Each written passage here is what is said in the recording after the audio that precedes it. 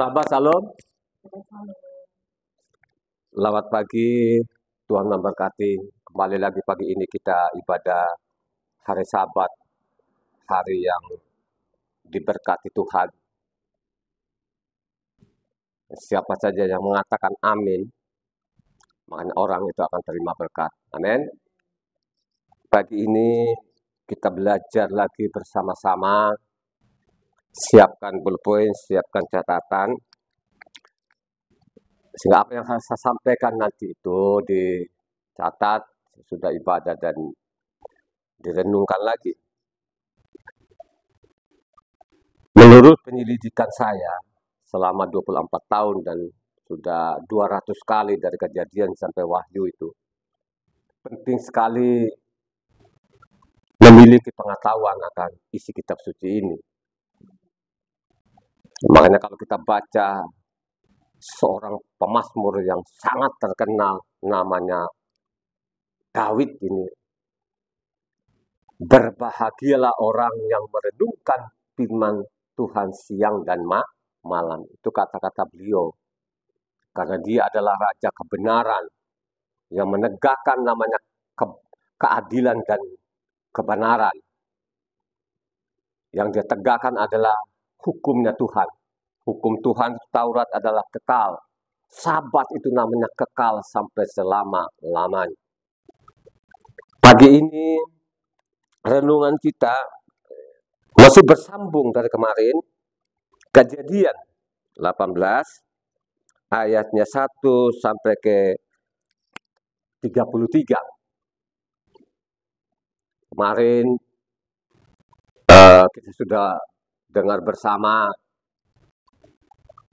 bagaimana Noah itu mabuk karena anggur, akhirnya anaknya yang nomor 2,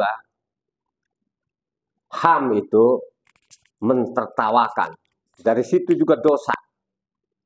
Dosa itu timbul lagi.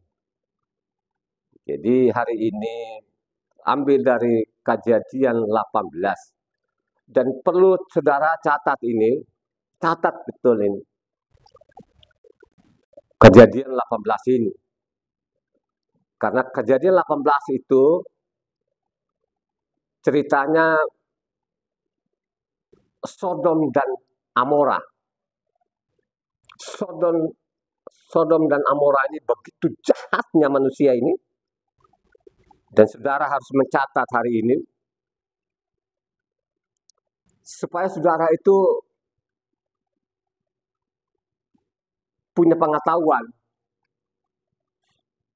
Kenapa sih namanya Sodom dan Amora itu dihukum? Nah, dengarkan khotbah ini sampai tuntas. Dicatat, sesudah itu direnungkan lagi. Kali lagi Kejadian 18 ayat 1 sampai ke 33. Silakan Pandi baca. Kejadian 18 ayat yang ke-1 sampai dengan 33. Kemudian Yahweh menampakkan diri kepada Abraham dekat pohon terbatin di Mamre, sedang ia duduk di pintu kemahnya waktu hari panas terik. Ketika ia mengangkat mukanya, ia melihat 3 orang berdiri di depannya. Sesudah dilihatnya mereka, ia berlari dari pintu kemahnya menyongsong mereka, lalu sujudlah ia sampai ke tanah, serta berkata, Tuanku, jika aku telah mendapat kasih Tuanku, janganlah kiranya lampaui hamba-Mu ini. Biarlah diambil air sedikit, basuhlah kakimu, dan duduklah beristirahat di bawah pohon ini. Biarlah aku ambil sepotong roti, supaya tuan-tuan segar kembali. Kemudian bolehlah tuan-tuan meneruskan perjalanannya, sebab tuan-tuan telah datang ke tempat hamba-Mu ini. Jawab mereka, perbuatlah seperti yang kau katakan itu.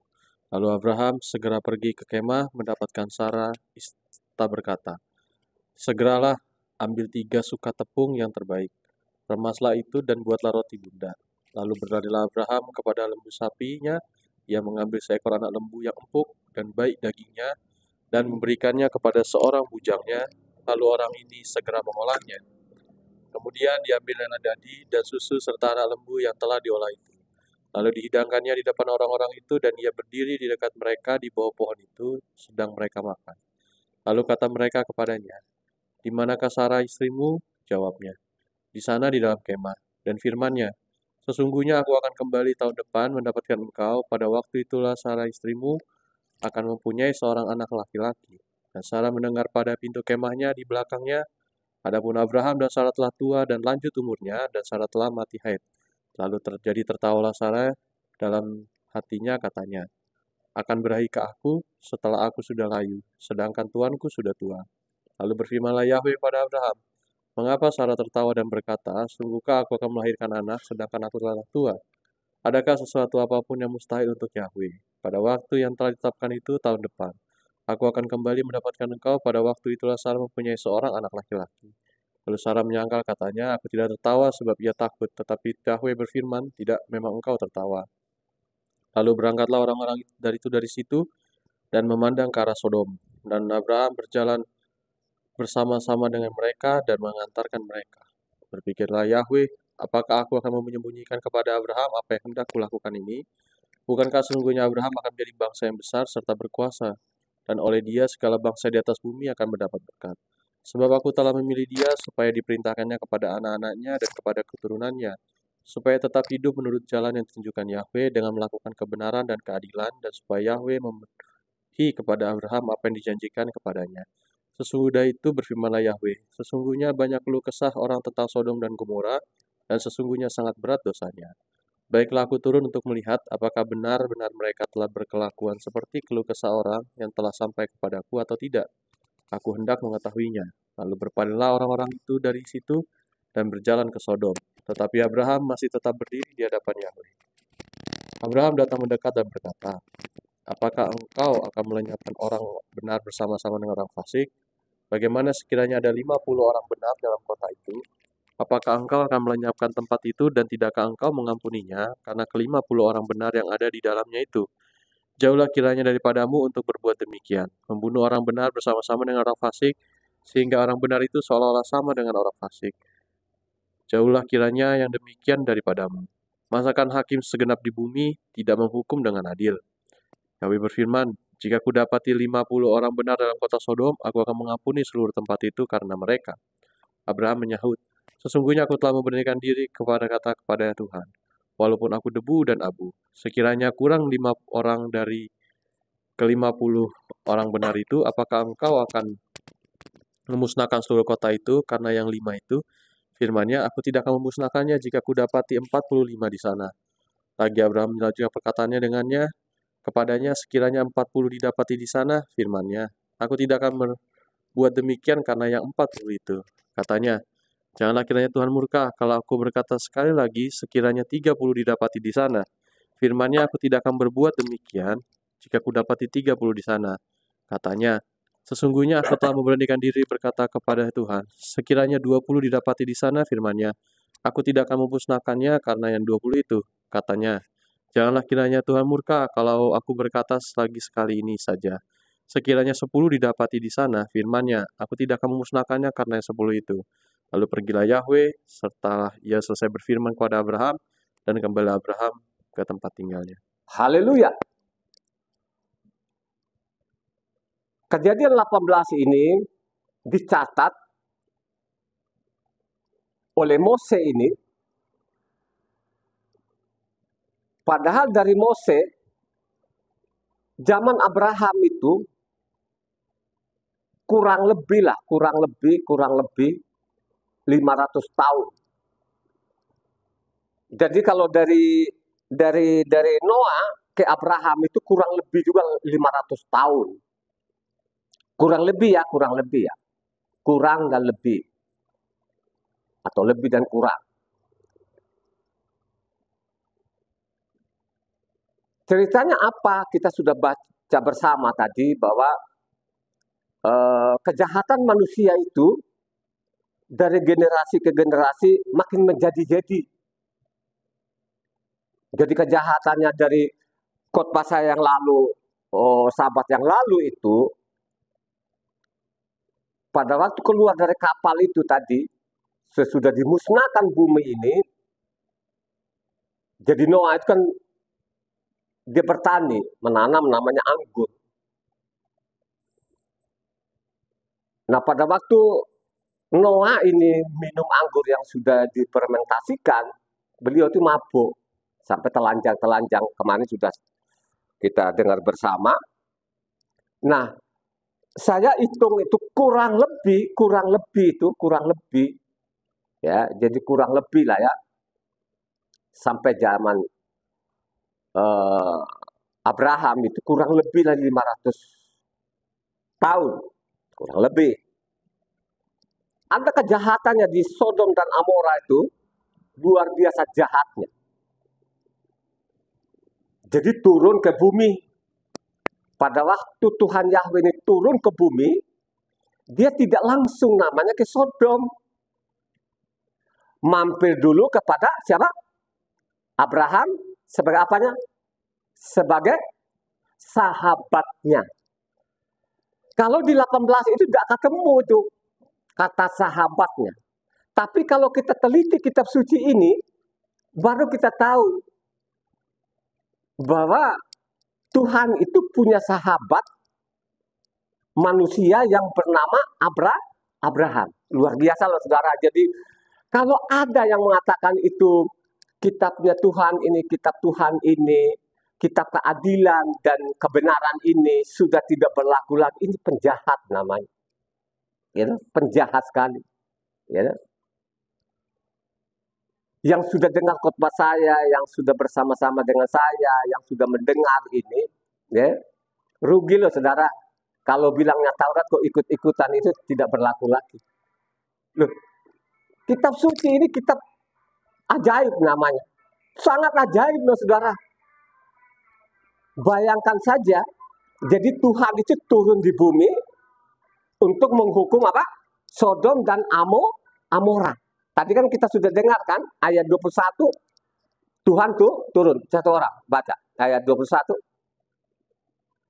Baca Evan ayatnya 21. Ayat yang ke-21, baiklah aku turun untuk melihat apakah benar-benar mereka telah berkelakuan seperti keluh kesah orang yang telah sampai kepadaku atau tidak. Aku hendak mengetahuinya. Ya. Jadi Tuhan apa? Turun ke bumi. Ya. Jadi waktu dia turun tadi, kalau kita baca ayat 1 di sana kan menampakkan jadi ini bukan mimpi. Jadi ini bukan penglihatan, ini nyata. Nyata loh saudara. Jadi ingat baik-baik ya.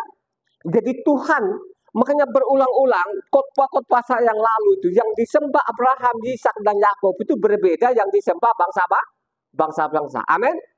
Sampai di situ dulu ya. Berbeda saudara. Tuhan yang disembah Abraham, Ishak dan Yakub itu bernama siapa? Bersama siapa? Yahweh. Ya. Jadi bernama Yahweh. Dia itu bermakhluk, berwujud. Nyata di sini, kalau kita baca tadi ayat 1-nya, Tuhan menampakkan diri. Ya. Atau sebelumnya Tuhan sudah menampakkan diri belum? Halo? Sudah nggak? Baca supaya lengkap ini. Supaya lengkap ini luar biasa loh saudara. Pasal 18 ini luar biasa. Jadi sebelum malaikat ini menuju namanya ke Sodom dan Amora, ini mampir dulu ke sahabatnya ini, ya, namanya Abraham. Kan apa sih Abraham jadikan sahabatnya? Harus kita pelajari kitab suci ini, ya, supaya kita itu tidak gagal paham, ya, supaya itu kita tidak gagal paham loh saudara ya. Jadi Tuhan itu dia menampakkan dirinya. Di mana pertama sekali dia menampakkan dirinya? Kejadian 12 ayatnya 7. Satu orang baca. Kejadian 12 ayat 7. Supaya jelas ini loh saudara, yang disembah Abraham, Ishak dan Yakub berbeda yang disembah bangsa-bangsa. Ini saya bilang kata kitab Taurat itu kitab ajaib namanya, luar biasa loh. Saya bangga loh saudara ya. Saya bangga sampai saat ini saya selidiki kitab suci ini 200 kali ini. Saya selidiki kitab suci ini. Baca namanya Kejadian 12 ayatnya 7. Ketika itu Yahweh menampakkan diri kepada Abram dan berfirman, Aku akan memberikan negeri ini kepada keturunanmu, Maka didirikannya di situ mezbah bagi Yahweh yang telah menampakkan diri kepadanya. Jadi dia menampakkan dirinya, dia menampakkan wujudnya, ya, berhadap-hadapan dengan namanya Abraham, ya. Pada waktu dia menampakkan dirinya itu pakai tubuh apa? Tubuh kemuliaan atau tubuh seperti manusia aja? Hah? Seperti manusia, ya.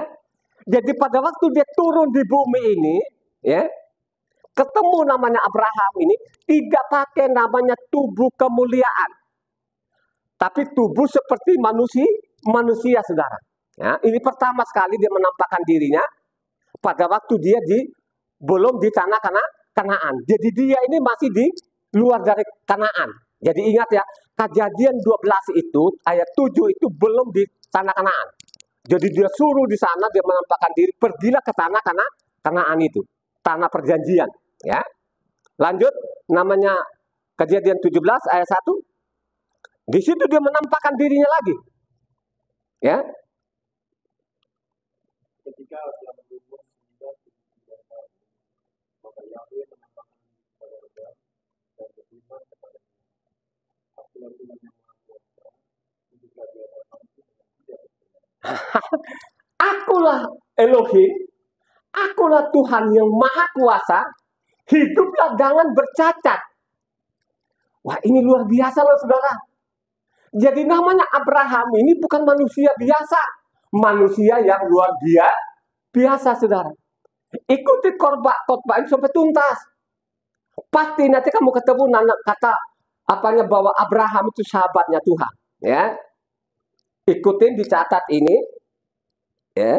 Jadi Tuhan itu berulang-ulang kali menampakkan diri. Pada waktu dia menampakkan dirinya itu, kira-kira Tuhan itu mukanya sama nggak?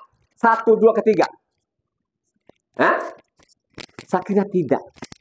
Ya.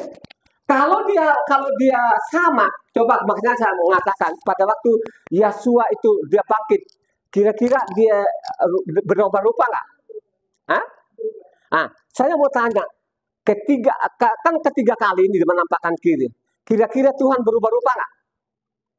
Hah? Saya kira dia berubah loh, saudara. Kan kelihatan sekali ini pada waktu namanya tadi ini menampakkan dirinya lagi ketiga kalinya di sini. Coba satu orang ayatnya 1 sampai 3 tadi kembali namanya Kejadian 18 ayat sampai 3. Perhatikan di situ tidak ada kata Tuhan di situ, tapi di situ ada kata Tuhan. Baca ayat 1 sampai 3 aja lah. Kemudian Yahweh menampakkan diri kepada Abraham dekat pohon terbatin di Mamre, sedang ia duduk di pintu kemahnya waktu hari panas terik. Ketika ia mengangkat mukanya, ia melihat 3 orang berdiri di depannya.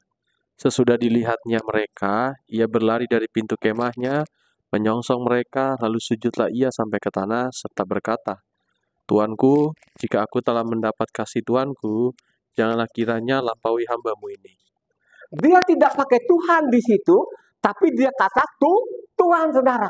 Jadi yang dia lihat itu Abraham pasti akan berbeda pada waktu namanya Kejadian 17 maupun Kejadian 12 maupun 17. Ya. Makanya pada waktu dia datang di bumi ini pun juga melalui rahim Miriam ini dia lahir seorang bayi. Ya. Bagaimana penyamarannya yang luar biasa. Pada waktu dia bangkit itu kan dia berubah-ubah rupa, saudara. Sehingga murid-muridnya tidak kenal. Ya, tidak kenal, saudara. Karena dia berubah rupa, kan gitu, ya. Tapi yang jelas di situ, tadi yang kita sudah dengar bersama tadi, ini bukan mimpi, ini bukan penglihatan, ini nyata. Ya, jadi ingat baik, pegang dulu ini. Jadi Tuhan yang disembah Abraham, Ishak dan Yakub ini, ya, berbeda dengan Tuhannya bangsa-bangsa. Ya, ini tegas dulu di sini ya, tegas dulu.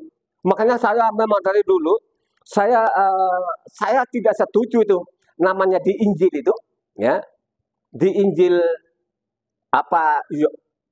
ya pokoknya keempat penginjil itu di sana bahwa tidak ada orang yang bisa melihat Tuhan, itu bohong namanya. Ya, kita coba satu orang namanya Yohanan 1 ayat 18. Yohanan 1 ayat 18. ini bohong ini orang-orang, dia nggak ngerti juga, dia tidak si yang penerjemahkan ini atau penulis ini juga bukan Yohanan ini bukan Yohanan palsu namanya ini. Ayat 18. Tidak seorang pun yang pernah melihat Tuhan, tetapi anak tunggal Tuhan yang ada di pangkuan Jadi Bapa, ini penulis ini dia menyatakan. tidak kuasai. Jadi dia tidak kuasai isi kitab suci ini. Tidak seorang pun yang melihat Tuhan. Ya, coba kan. Selain Abraham ada yang melihat Tuhan nggak? Hah? Ada. Kita lihat dulu sini. Jadi Tuhannya tadi menampakkan dirinya. Jadi kita putuskan dulu di sini bahwa Tuhan yang disembah Abraham, Ishak dan Yakub itu dia berwujud dan bermakhluk ya. Jadi tadi sangat jelas. Kalau kamu baca selanjut di bawah itu tadi yang Kejadian 18 tadi, baru namanya lama-lama Abraham itu sadar. Ternyata yang satu itu adalah Yahweh itu sendiri. Kedua orang adalah malaikat. Tapi kita lihat dulu, tadi kan sudah dibaca namanya Yohanan 1 ayat 18 tadi, tidak ada satu manusia pun yang melihat Tuhan. Ini pembohong dan ini orang dia tidak menguasai. Jadi bukan Yohanan yang menulis itu ya. Ini Yohanan palsu ini ya. Yohanan palsu ini sangat jelas di sini. Tadi kan dia menampakkan dirinya, berarti kan namanya Abraham itu berhadapan langsung, ngomong ya seperti temannya. Tapi kan ada lagi yang lain. Contoh tubuh kemuliaannya, ini permintaannya Mose. Tapi kan dia tidak loloskan, nggak bisa namanya kalau kau minta namanya tubuh kemuliaanku ini, nggak bisa, memang nggak bisa.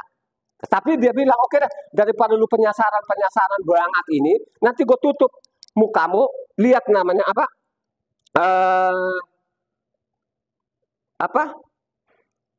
lihat namanya tutup nanti lihat belakangku tangannya. Ya. Jadi sangat jelas di sini. Dia menampakkan dirinya. Tadi kan ayat 17 kan dia menampakkan dirinya kan. Jadi pada waktu dia menampakkan dirinya, memang ada wujudnya. Ada wujudnya. Ya mungkin seperti Abraham aja, tapi dia tidak pakai tubuh kemuliaan. Kenapa saya mengatakan tadi kalau kita baca tadi sudah dibacakan tadi namanya Kejadian 17. Coba ayatnya 22, Evan. Ayat 22-nya tadi Kejadian 7 ayat 22. Pada waktu namanya, kan itu kan Tuhan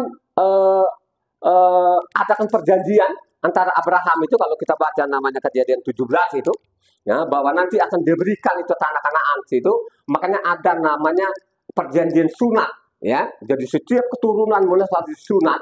Dari situlah kata sunat di situ kalau kau baca lengkap namanya Kejadian 17 itu. Baca ayat 22. Setelah selesai berfirman kepada Abraham, naiklah Tuhan meninggalkan Abraham. Sesudah mereka berbincang-bincang tadi ini berhadapan muka, akhirnya Tuhan katanya apa? Naik ke surga, ya. Jadi Tuhan yang disembah Abraham Yakub itu dia berwujud dan bermakhluk, ya. Jadi ingat ya, baik-baik ya. Berwujud dan bermakhluk, ya. Beda yang namanya yang diperlihatkan oleh permintaannya Mose. Mose minta dia perlihatkan segala kegemilanganmu. Coba satu orang. Jadi ini Tuhan kita ini saudara, ada nggak tubuh kemuliaan? Ada. Tapi dia bilang tidak bisa. Tapi oke, lalu kalau penyasaran, aku tutup mukamu, ya, masuk ke dalam batna, gue putar balik, lihat belakang.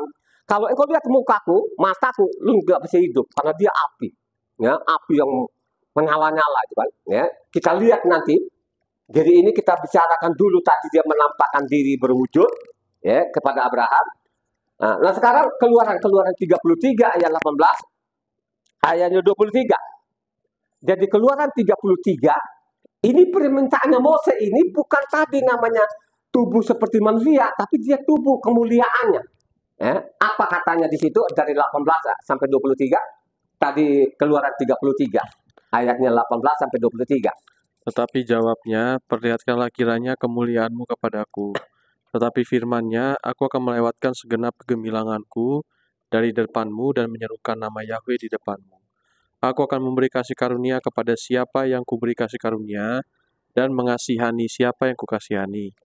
Lagi firman-Nya, engkau tidak tahan memandang wajahku, sebab tidak ada orang yang memandang aku dapat hidup. Berfirmanlah Yahweh, ada suatu tempat dekatku di mana engkau dapat berdiri di atas gunung batu. Apabila kemuliaanku lewat, maka aku akan menempatkan engkau dalam lekuk gunung itu, dan aku akan menudungi engkau dengan tanganku sampai aku berjalan lewat. Kemudian aku akan menarik tanganku dan engkau akan melihat belakangku, tetapi wajahku tidak akan kelihatan. Coba kan, jadi Mose ini penasaran loh saudara. Pada waktu namanya ditulis namanya kitab Taurat ini, ya, pasti kan tadi kan Mose kan tulis dong namanya tadi ini kejadian menampakkan diri kejadian 12 ini kan ditulis oleh Mose, kejadian 17, kejadian 18 ini kan. Jadi Mose ini penasaran juga. Loh, tubuhnya Tuhan itu kayak apa sih sebenarnya? Ada nggak tubuh kemuliaannya? Ya, tapi dia bilang tidak bisa. Siapa yang memandang mukaku, karena aku ini api, nggak bisa hidup. Gue putar aja lah. Makanya kalau kau baca selanjutnya, setiap namanya Mose itu berbicara dengan Tuhan, kemuliaan Tuhan itu menempel ke mukanya. Sampai orang melihat mukanya Mose saja pun, sampai mereka nggak tahan, saudara. Ya, kalau kau baca selanjutnya, 34 di sana, bahwa Tuhan Mose berhadapan lagi tadi kepada Tuhan karena lobat pertama tadi dihancurkan untuk terima lagi lobat kedua ini, ya, yang baru lagi itu sampai namanya kemuliaan Tuhan nempel di mukamu. Pada waktu melihat mukanya itu kalau orang saat tutup mukanya. Begitu juga lah pada waktu dia turun ke bumi, zaman rasul-rasul itu, waktu dia turun ke bumi itu melalui namanya rahimnya Miriam, ya. Jadi benar-benar dia lahir sebagai manusia. Apakah pada zamannya rasul-rasul itu dia tunjukin tubuh kemuliaannya enggak? Ya? Dia tunjukin ke tubuh kemuliaannya kalau engkau baca namanya Matitia 17 ayat 1 sampai 2. Ini supaya tuntas ini ya, menampakkan diri ini supaya orang percaya bahwa Tuhan yang disembah Abraham, Ishak dan Yakub itu berbeda dengan yang disembah bangsa-bangsa. Ya. Baca. Lalu Yosua berubah rupa di depan mata mereka, wajahnya bercahaya seperti matahari, dan pakaiannya menjadi putih bersinar seperti terang. Maka nampak kepada mereka, Mose dan Elia sedang berbicara dengan dia. Kata Kepa kepada Yosua, Tuhan, betapa bahagianya kami berada di tempat ini, jika engkau mau, biarlah kudirikan di sini 3 kemah, satu untuk engkau, satu untuk Mose, dan satu untuk Elia. Dan tiba-tiba sedang ia berkata-kata, turunlah awan yang terang menaungi mereka, dan dari dalam sampai di situ aja. Jadi tiba-tiba dia berupa-rupa dengan namanya tubuh kemuliaan tadi yang namanya Mose minta tadi ini. Akhirnya tadi namanya Kepa dan teman-temannya mereka tidak bisa menatap. Ya. Jadi bahwa dia juga lah Yahweh itu yang turun di bumi itu zaman rasul-rasul. Amin. Sampai di situ juga ya. Jadi catat ini baik-baik supaya jangan ngawur, jangan ikut-ikutan penipu-penipu itu bahwa sama aja yang disembah si agama ini segala macam. Tidak benar. Jadi tidak benar ya. Kita tidak menyinggung mereka, biarkan saja mereka. Tapi yang pasti di situ tegas sekali bahwa yang disembah Abraham, Ishak dan Yakub itu bermakhluk. Karena sangat jelas tadi itu namanya Kejadian 18. Masih disuruh makan, potonglah anak sapi yang gemuk, mereka sesudah makan baru mereka menuju ke Sodom, saudara ya. Jadi ini sangat jelas. Terus siapa lagi yang bisa melihat Tuhan? Ya, ada nggak yang bisa melihat Tuhan lagi? Siapa lagi? Mika 1 Raja-Raja 22 ayat 19. 1 Raja-Raja 22 ayat 19. Supaya tahu kalau tidak ada satu orang pun yang melihat Tuhan, itu penipu tuh. Jadi namanya Yohanan atau Yohanes, kalau orang Kristen bilang Yohanes 1 ayat 18, itu penipu loh saudara ya. Dia tidak menguasai kitab suci. Jadi namanya Yohanan abal-abal di situ ya. Yohanan palsu itu tidak benar. Di sini selain namanya Abraham melihat tadi, ada yang lain yang melihat lagi. Ya, seperti Mika 1 Raja-Raja 22 ayat 19. Kata Mika, "Sebab itu dengarkanlah firman Yahweh.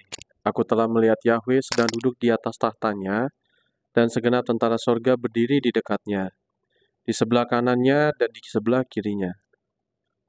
Ya. Jadi tidak ada satu agama pun yang melihat Tuhan, gitu, saudara.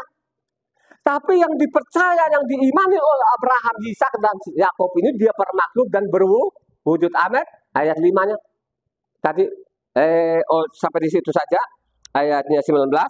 Lanjut, siapa lagi yang melihat? Namanya Yesaya 6. Supaya tuntas ini, karena tadi kan menampakkan diri, ya. Dia menampakkan dirinya ke Abraham, ya. Coba Yesaya 6 ayat 1. Dalam tahun matinya Raja Uzia, aku melihat Tuhan duduk di atas tahta yang tinggi dan menjulang, dan ujung jubahnya memenuhi bait suci. Jadi Yesaya sendiri pun melihat Tuhan itu di tahtanya, loh, saudara, ya. Jadi tidak ada agama manapun di dunia ini yang melihat Tuhannya. Tidak ada agama manapun itu Tuhannya datang di bumi itu yang keluarkan dari Misraim itu menuju tanah Kanaan. Gak ada, loh, saudara. Tidak pernah ada.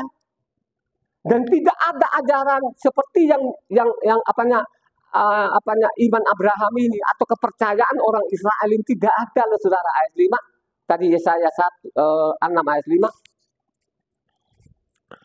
Lalu kataku, celakalah aku binasa, sebab aku ini seorang yang najis bibir, dan aku tinggal di tengah-tengah bangsa yang najis bibir. Namun mataku telah melihat Sang Raja, yakni Yahweh semesta alam. Coba, saudara. Mau baca bagaimana itu tadi, Yohanan atau Yohanes 1:18, tidak ada satu orang pun yang itu penipu, saudara. Dia tidak menguasai kitab suci ini. Jadi itu palsu itu, saudara. Ternyata itu banyak nama nabi yang melihat dia. Contoh lagi Amos 7 ayat 7. Ya. Amos 7 ayat 7. Ini kita bicara dulu menampakkan dirinya ini, dan juga sekian nabi ini melihat dia. Amos 7 ayat 7. Ya. Inilah yang diperlihatkannya kepadaku. Tampak Tuhan berdiri dekat sebuah tembok yang tegak lurus, dan di tangannya ada tali sipat. Coba, jadi Amos itu melihat Tuhan, saudara. Jadi Tuhan yang kita sembah ini, yang disembah Abraham, Ishak dan Yakub, yang kita sembah itu Tuhan yang bermakhluk, ya, berwujud, bisa kelihatan. Ya, jadi tidak sembarangan, loh, saudara, yang melihat Tuhan itu tidak sembarangan. Jadi orang-orang nabi-nabi lah ini yang melihat Tuhan, saudara. Ya. Amos 9 ayat 1. Kulihat Tuhan berdiri dekat mezbah, dan ia berfirman, "Pukullah hulu tiang dengan keras, sehingga ambang-ambang bergoncang, dan runtuhkanlah itu ke atas kepala semua orang, dan sisa-sisa mereka akan kubunuh dengan pedang. Tidak seorang pun dari mereka akan dapat melarikan diri, dan tidak seorang pun dari mereka akan dapat meluputkan diri." Coba, saudara. Jadi Tuhan itu yang disembah Abraham, Ishak dan Yakub berbeda dengan Tuhan yang disembah bangsa-bangsa, saudara. Jangan ikut-ikutan. Oh, hanya jalannya berbeda, sama. Omong kosong itu tidak benar. Karena dia tidak menguasai namanya isi kitab suci ini. Kalau engkau menguasai kitab suci ini, ya, harus engkau tahu, harus engkau bedakan. Yang disembah namanya Abraham, Ishak, dan jadi Abraham, loh, saudara. Gak boleh ganti-ganti nama ini. Tetap awalnya dulu bernama Abram, ya. Jadi Tuhan ganti nama ini, jadi nama Abraham, ya. Jadi namanya tulisan salah Abraham, ya. Jadi nama ini jangan boleh ganti-ganti, ya. Gak boleh, loh, saudara, ya. Jadi nama-nama ini, ya, dari perkataan Tuhan sampai mati itu bernama Abraham, ya. Jangan sampai di tempat lain nanti berbeda lagi namanya, itu tidak benar, ya. Seperti namanya Mose. Kalau di kitab suci yang kita pegang itu masih Abraham. Tapi kalau namanya Mose, bukan Mose lagi, loh, kitab yang kita pegang itu namanya Musa, ya. Nggak tahulah ini siapa. Ini perbuatan siapa ini, kita tidak tahu, ya. Nah, Yang kita juga hari ini kita sudah tuntas tadi bahwa dia menampakkan dirinya, ada wujudnya, bisa bicara langsung itu sama Abraham tadi, bukan tubuh kemuliaannya. Jadi seperti tubuhnya Abraham saja gitu kan. Makanya kalau harus kau baca tuntas namanya tadi ini namanya Kejadian 18 ini. Awal-awalnya dia lihat ini memang hanya tamu, ya. Tapi lama-lama, ya, baru dia sadar, ya. Tuhan sendiri pun yang berikan hikmat kepada Abraham sehingga Abraham tahu bahwa yang satu itu adalah Yahweh itu sendiri. Hanya persoalannya sekarang ini kita bicara Yahweh ini, ya, karena memang yang di lembaga kitab ini tidak ada kata Yahweh di situ. Yang ada apa? Apa? Tuhan huruf besar semua, saudara. Ya, disinilah saudara banyak orang yang benar-benar tidak tahu kenapa sih itu Tuhan huruf besar semua dan tidak mau juga bertanya.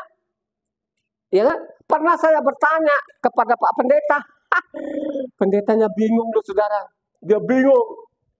Ya, saya ambil dari Samuel sana, saya ambil dari Samuel 7 di situ, 2 di situ, dia bingung saudara, ya, dia bingung menjawab. Coba kan, makanya di kitab yang kita pegang ini perbuatan-perbuatan manusia-manusia yang tidak bertanggung jawab ini Yahweh ini dihilangkan. Ya, jadi tidak kelihatan lagi kata Yahweh di situ, hanya ada namanya Tuhan huruf besar semua. Yang patah lagi, kadang-kadang dia yang Yahweh itu bukan Tuhan huruf besar semua lagi, kadang-kadang bernama Allah huruf besar semua, saudara. Coba kadang-kadang dia bernama Allah huruf besar semua, kadang-kadang dia bernama Tuhan huruf besar semua. Jadi orang Kristen itu saudara, dari pendetanya sampai jemaatnya bingung. Jadi kalau kita didengar kita itu Yahweh ini, bingung mereka. Ini sesat katanya, makanya saya sering kan saya ambil buku ini. Nah. Ini loh. Jadi ini saya tetap pegang buku ini. Ini kan tulisan aslinya ini, ya, dari Kejadian, ya, sampai namanya Maliaki ini. Ini tulisan apanya? Iprim. Jadi tulisan asli bukan Ibrani, tulisan Iprim ya. Jadi kalau dalam kitab sini Ibrani ini. Ini tulisan aslinya ini nih, buku ini, ya. Jadi kalau saya baca tadi itu di situ, tidak ada tulisan huruf besar semua.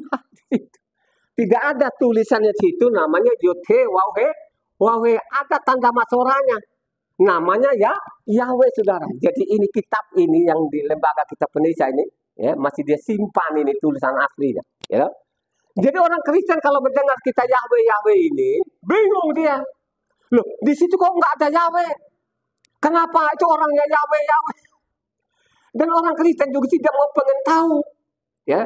Mereka tidak mau pengen tahu, ya. Masa bodoh aja dari pendetanya, dari doktornya, profesornya, mereka tidak tahu itu Tuhan huruf besar semua, bahwa itu namanya Yahweh itu yang sudah digantikan. Makanya saya bilang kitab suci ini yang bukan ini asli ya, yang dicetak lembaga kitab Indonesia memang luar biasa situ, ya. Nama orang berganti, jadinya Mose jadi Musa, ya, jadi Aharon jadi Harun, gitu kan? Dimirip-miripkan. Apalagi kalau namanya Injil di sana ganti semua coba. Kalau kita bilang Yohanan mana? Yohanan kan Yohanes katanya. Dulu itu bukan Yohanes, bro. Dulu awal-awal itu namanya Yahya. Tiba-tiba dia bernama Yohanes.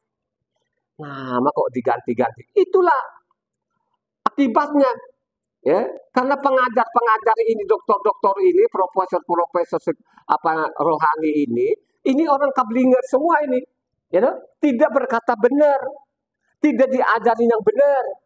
Kalau kamu ketemu namanya Tuhan huruf besar semua, itu Yahweh, hanya Yahweh kan ditaruh paling belakang sana di kamusnya, saudara, disembunyikan, terus didiamin saja atau orang-orang jemaatnya. Biarpun dia tahu loh saudara, ada jemaatnya yang mengujat-mujat nama Yahweh itu loh saudara. Waduh, itu udah parah. Coba kita lihat kan, sebelum namanya ke Sodom dan Amora itu, ya, jadi mereka mampir dulu makan di situ loh saudara. Ya, kenapa dia mampir dulu situ? Karena namanya Abraham itu orang benar nggak Abraham? Halo? Kenapa dia orang benar? Karena dia nuruti firman Tuhan. Dia nuruti perintah Tuhan. Bayangkan saja ini Abraham ini.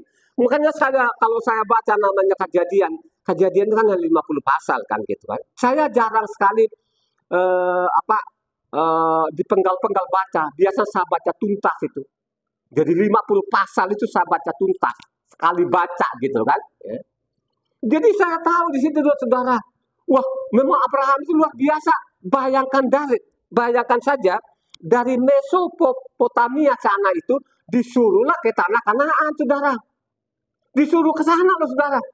Terus apakah pada waktu disuruh Abraham itu nanya ini, nanya itu enggak? Atau dia nurut aja? Dia nurut saja loh, saudara. Dia tahu loh, saudara, yang menyuruh ini itu pencipta alam semesta. Nah, sebelumnya Abraham itu ada kepercayaan enggak mereka? Menyimpang enggak mereka keluarga Abraham itu? Mereka sudah menyimpang juga. Dari Noah itu sampai ke Abraham ini, mereka sudah menyimpang. Akhirnya apa? Diambillah Abraham ini, bicaralah kepada Abraham, suruhlah ke tanah Kanaan. Satu orang. Baca tadi Kejadian 12. Kenapa sih dia datang ke situ? Memang Abraham itu orang benar. Dia nurut sekali, dia tidak bantah. Ya. Jadi apa kata Tuhan itu dia nurutin. Dia tidak menyimpang. Makanya dia namanya Abraham itu namanya orang benar, ya, orang benar ya, gitu. Karena memang zaman dulu tidak ada pakai kitab, pakai namanya Torah mulut atau Torah lisan, gitu. Sekarang baca dari Kejadian 12 ayat 1 sampai 9. Perhatikan di situ, ini namanya Tuhan suruh ke tanah Kanaan sana loh, saudara. Dia tidak neko-neko apa nanti ada rumah nggak Tuhan, ada kebun nggak di sana, bagaimana aku makan, nggak ada dia. Dia nurut aja, baca. Kejadian 12 ayat 1 sampai 9. Berfirmanlah Yahweh kepada Abraham, pergilah dari negerimu dan dari sanak saudaramu dan dari rumah bapamu ini ke negeri yang akan kutunjukkan kepadamu. Aku akan membuat engkau menjadi bangsa yang besar dan memberkati engkau serta membuat namamu masyhur dan engkau akan menjadi berkat.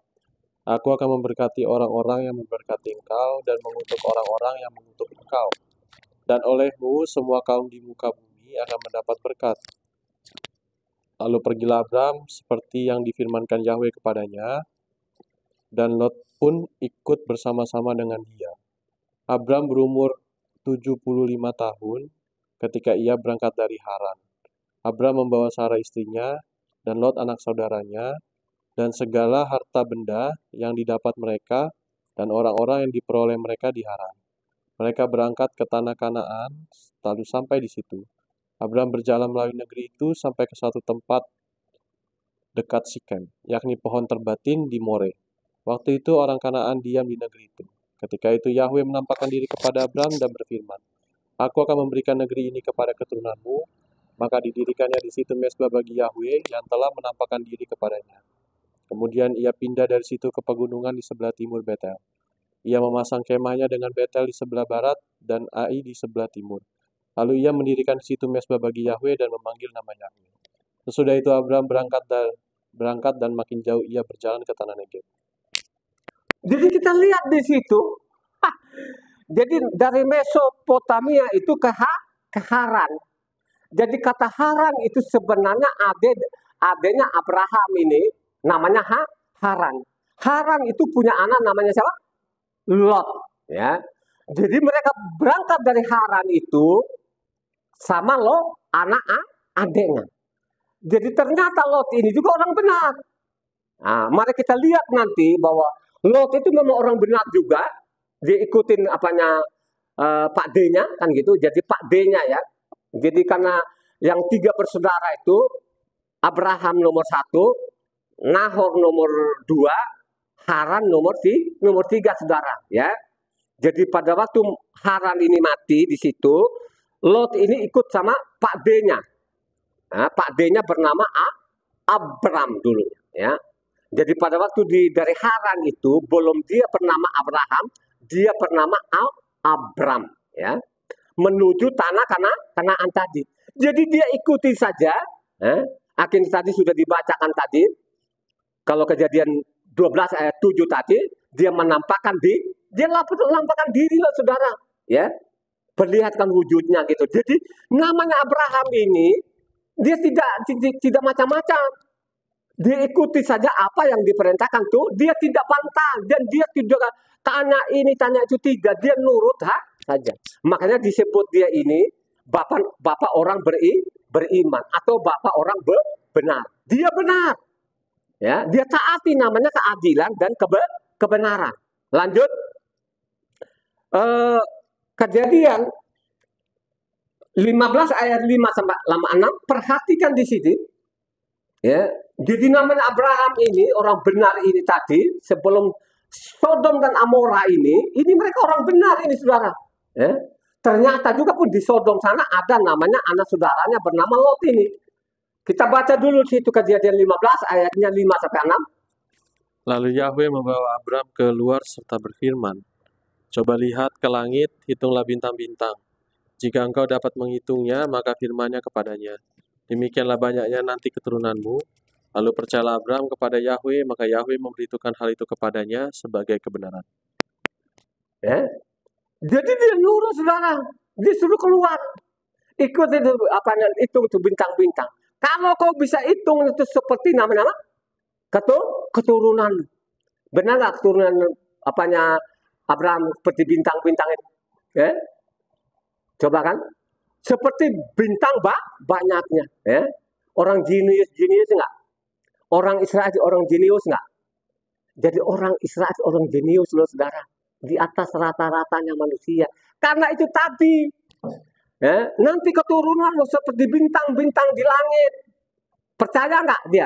Nah dari situlah dia namanya Bapak yang orang beriman saudara. Dia percaya saudara. Dia percaya, dia yakinin. Dia tidak bantah. Makanya dia ini memang Abraham ini dia luar biasa. Ini nenek moyangnya orang Israel ini saudara. Ya? Cobalah saudara. Ya? Jadi dia patuhi apa yang diperintahkan Tuhan. Lanjut. Supaya kita tahu ini Abraham ini bukan manusia biasa dan memang manusia yang luar biasa, tidak ada dua-duanya. Kejadian 22 ayat 18. Kejadian itu kembali lagi tadi kan, Kejadian 18 dulu ayat 9. Sebelum namanya 22, kejadian tadi renungan kita hari ini kan Kejadian 18 ayat 19. Kejadian 18 ayat 19. Baca. Sebab aku telah memilih dia supaya diperintahkannya kepada anak-anaknya dan kepada keturunannya supaya tetap hidup menurut jalan yang ditunjukkan Yahweh dengan melakukan kebenaran dan keadilan, dan supaya Yahweh memenuhi Abram apa yang dijanjikannya kepadanya. Jadi namanya Taurat ini, makanya Taurat itu namanya kitab apa? Kitab apa namanya? Selain namanya Taurat, nama lainnya apa?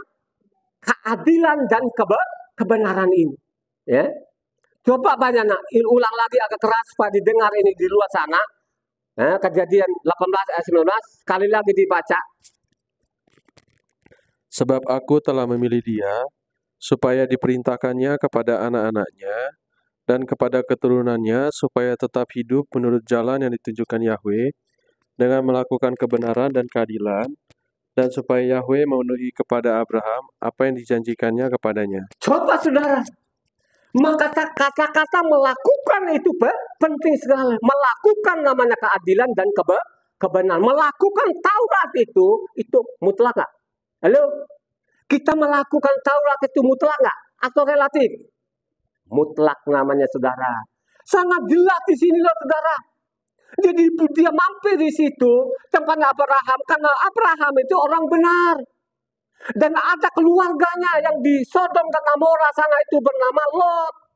Ya, dia mampir dulu sahabatnya ini. Kenapa jadi dia sahabatnya? Karena dia taat akan hukum Tuhan. Amin. Dia taat. 1 Raja-Raja 22 ayat 18. 1 Raja-Raja 22 ayat 18. Kemudian Raja Israel berkata kepada Yosafat, Kejadian 22 ayat 18. Kejadian 22 ayat 18.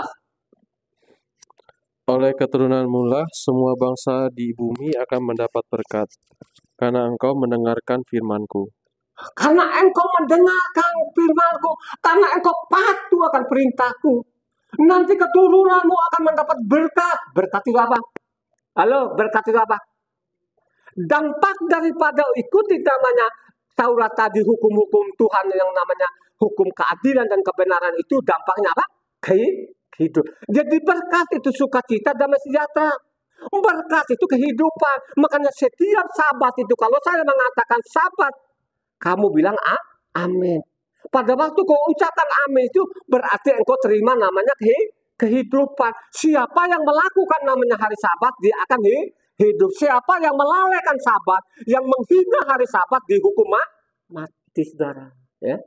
Jadi mati itu lawannya apa? Kutuk. Berkat itu kehidupan. Amin. Ya. Itu yang dimaksud. Ya. Yang paling lagi harus digaris bawah itu, harus benar-benar kamu perhatikan apa yang dilakukan oleh Abraham itu. Kalau engkau baca namanya Kejadian 26 ayat 5, perhatikan di situ. Kejadian 26 ayat 5. Karena Abraham telah mendengarkan firman-Ku dan memelihara kewajibannya kepadaku, yaitu segala perintah dan ketetapan dan hukum-Ku. Ini orang benar.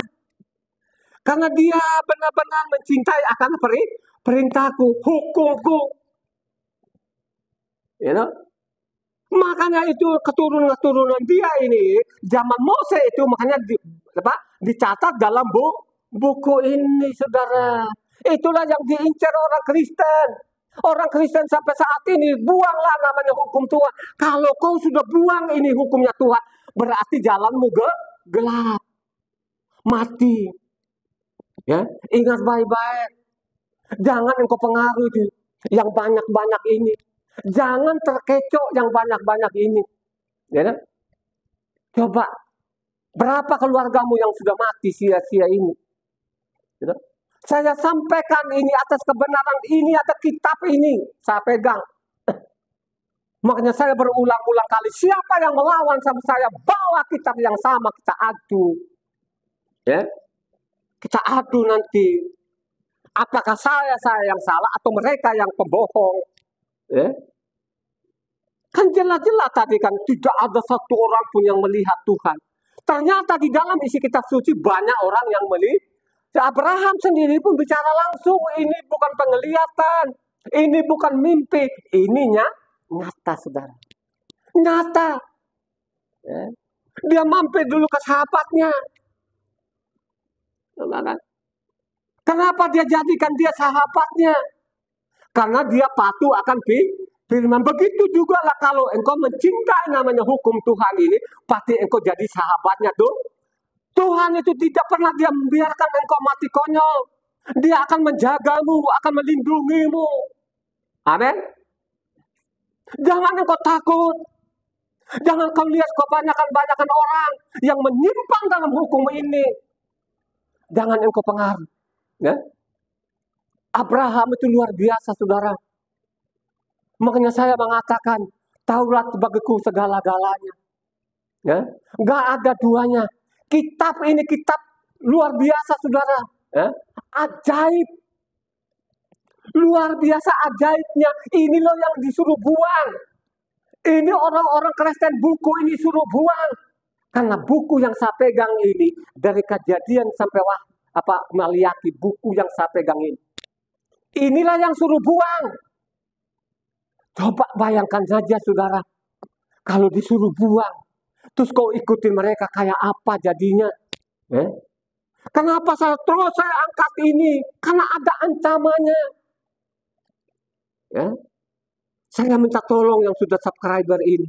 Jangan engkau lemah, jangan engkau malas, jangan engkau jenuh, jangan engkau bosan, jangan engkau muak. Ikuti khotbah ini yang saya sampaikan. Yang saya sampaikan ini, saya sudah selidiki 24 tahun. Sudah 200 kali. Umurku sebentar lagi 70 tahun. You know? Kalau Tuhan masih mengizinkan lagi aku 80 tahun, aku akan sampaikan ini. Kembali kepada ini. Kembali kepada buku ini. Jangan engkau abaikan ini nih, dari Kejadian sampai Wahyu ini. Saya teliti bertahun-tahun ini. Mari saya ajak engkau yang sudah subscriber ini. Rendahkan hatimu. Dengarkan khotbah ini, catatlah khotbah ini. Kalau engkau jadi sahabatnya Tuhan, harus kau ikuti perintahnya seperti yang dilakukan namanya Abraham. Amin. Mari kau renungkan, ya. Bukankah di sana juga akan dicatat, kalau engkau baca namanya Ulangan 6 ayat 25 di sana, ya. Kau baca Ulangan 6 ayat 25.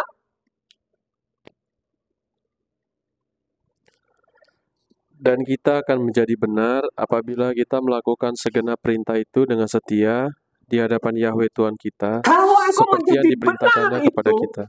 lakukan apa yang diperintahkan Tuhan. Itu sangat jelas loh saudara.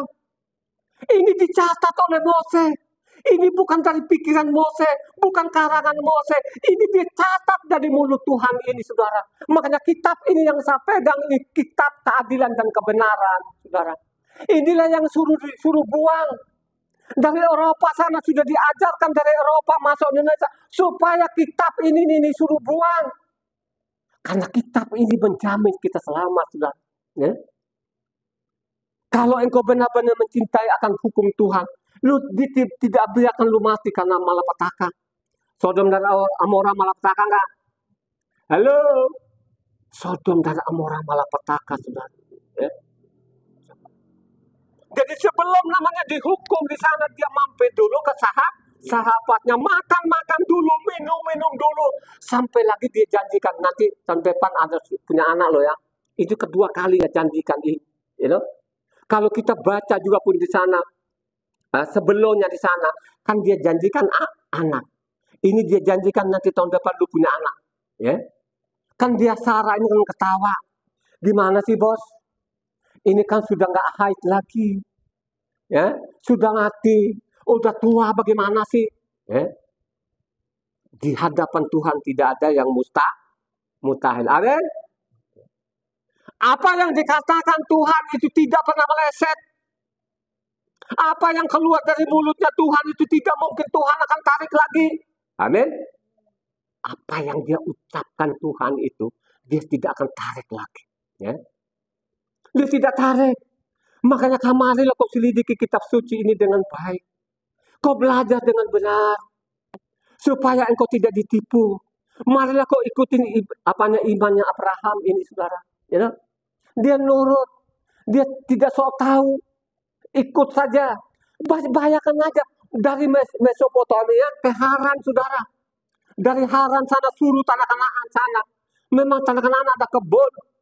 Coba saudara. Tapi dia tahu siapa yang nyuruh dia nurut.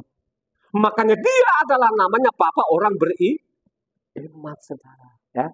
Ini kitab yang saya pegang ini. Ini yang diincar manusia miliaran suruh buang. Disitulah ini nyawamu di sini. Ya. Kalau kau mencintai isi kitab suci yang saya pegang itu pasti kau selamat. Ya. Ingat baik-baik ya. Ini dari hari ke hari, dari generasi ke generasi, suruh buang buku ini. Ya. Marilah kau rendahkan hatimu, kau bacalah buku, kau beli buku ini, kau lihat di dalam isinya. You know? Diganti semua di dalamnya. Ya. Dimirip-miripkan. Yang paling patah lagi tadi, tidak pernah ada satu orang pun yang melihat Tuhan. Ini omong kosong, penipu dia. Ya. Bayangkan saja ini kan Sodom dan Amora, ini kan susah deh. Kejahatannya luar biasa katanya. Makanya ditanya, bos, pada waktu namanya diberikan hikmat kepada Tuhan bahwa dia tahu yang berhadapan dengan dia bahwa dia adalah Yahweh, dia tanya, kalau ada 50 di sana kira-kira kau hukum nggak? Halo? Apakah kalau ada yang orang benar 50 kira-kira lu hukum nggak? Bilang apa? Tidak. Kalau di sana nanti ada 45 orang, kira-kira namanya lu hukum nggak? Tidak. Nanti kalau ada sana 30 orang yang benar, kira-kira hukum nggak? Tidak. Kalau nanti di 20 di sana, kira-kira Tuhan hukum nggak? Tidak. Kalau ada saja 10 orang di sana, engkau hukum nggak? Dihukum nggak kalau ada 10 orang? Tidak. Ingat baik-baik saudara. Diperumpamakan kita itu, kemudian hari nanti seperti namanya zaman apa? Zaman Sodom dan Amora. Ya, jadi ingat baik-baiklah saudara ya. Ya, makin banyaknya manusia itu makin berdosa lah saudara. Ingat baik-baik ya. Dari namanya Noah itu sampai ke Abraham itu kurang lebih itu 500 tahun. Ingat ya, 500 tahun itu terbaca di situ bagaimana di Sodom dan Amora ini begitu jahatnya saudara. Karena begitu jahatnya lah ini mereka akhirnya dihukum saudara. Ya. Ditawalah saudara kalau ada 10 orang kira-kira Tuhan dihukum gak Sodom dan Amora? Tidak. Akhirnya berapa orang yang diselamatkan Sodom dan Amora? Berapa? Hanya 3 orang. Ya. Noah dengan apa? Kedua anak perempuannya saudara. Ya. Istrinya sendiri pun juga jadi korban bencana saudara. Karena dia menoleh ke belakang saudara. Jangan kau menoleh belakang lagi. Kesalahanmu di belakang kau lenyap, kau kuburkan. Natap ke depan. Marilah kau imani. Marilah kau selidiki kitab suci ini. Kau jadikan namanya kitab Taurat dan kitab para nabi itu. Kau tanam di hatimu. Pasti engkau selamat. Ya. Jangan kau ikut-ikutan setiap hari, setiap minggu itu Taurat sudah tidak berlaku lagi. Mereka buang namanya hari Sabat ini. Ya. Apakah namanya hari Sabat itu yang ditukik loh batu pertama? Apakah Tuhan dia tarik itu? Ya. Halo, dia hilangkan itu. Dia tidak mungkin hilangkan karena ditukik di loh batu pertama. Ditukik. Jadi ingat baik-baik saya mau sampaikan yang sudah subscriber itu. Sabat, hari Sabat itu ditukik bukan ditulis. Ditukik itu ditukik di dalam. Jadi kalau lo mau hapus kayak apapun nggak bisa saudara. Ya. Tuhan tidak pernah akan menarik menarik nggak perkataannya? Dia tidak pernah menarik perkataannya. Apa yang dia ucapkan itu, ya, dia tidak pernah menarik. Ya. Dicatat loh di sana kalau kau baca namanya Yesaya 45 di sana ayat 23. Ini dicatat loh saudara. Yesaya sendiri mencatat di situ. Yesaya 45 ayat 23. Ya. Baca. Dia tidak menarik. Tuhan kita itu tidak peletot-peletot saudara. Ya.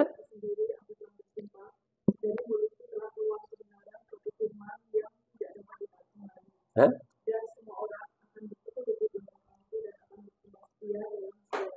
Keluar dari mulut kebenaran, keluar dari mulut itu tidak mungkin aku tarik lagi. Kira-kira dia tarik suruh buang nggak Tuhan ini? Tak mungkin Tuhan suruh buang ini, tidak mungkin ini. Kalau ini adalah perbuatan iblis ini, saudara. Ya. Bagaimana mereka mengincar namanya hukum Tuhan itu supaya dilenyapkan di bumi. Coba kita lihat sekarang. Ya. Bukan namanya Taurat saja yang mau dilenyapkan, apa yang dilenyapkan juga? Apa? Manusianya juga, keturunan Abraham sekarang mau dilenyapkan juga di kolong langit ini. Benar nggak? Mau dilenyapkan, saudara. Ini keturunan Abraham yang diberkati, ini mau dilenyapkan sampai saat ini. Sudah dinubuatkan nggak di sana?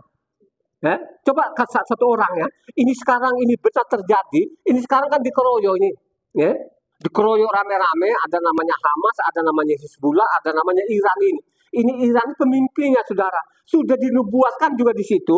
Mazmur 83 dari ayat 5 itu kalau nggak salah. Mazmur 83 dari ayat 5 coba baca. Sampai 6.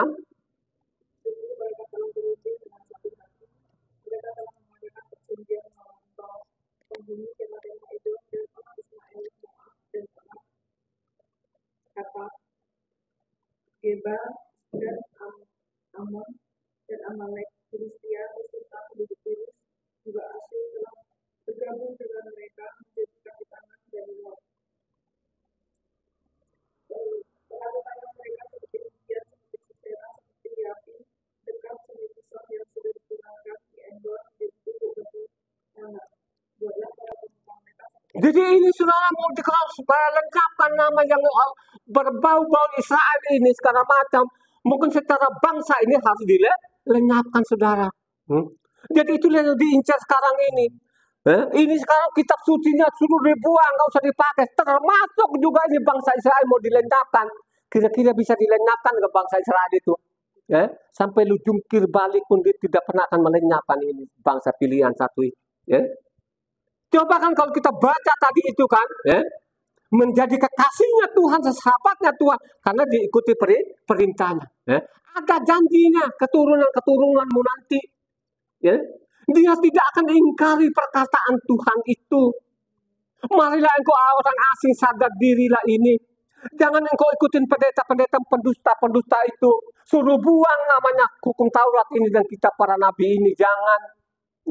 Kalau kau sudah buang ini nyawamu, hilang matilah engkau. Jangan engkau ikut-ikutan benar saya mau sampaikan ini. Ini bukan karangan saya ini. Ini masih dipegang oleh lembaga kita.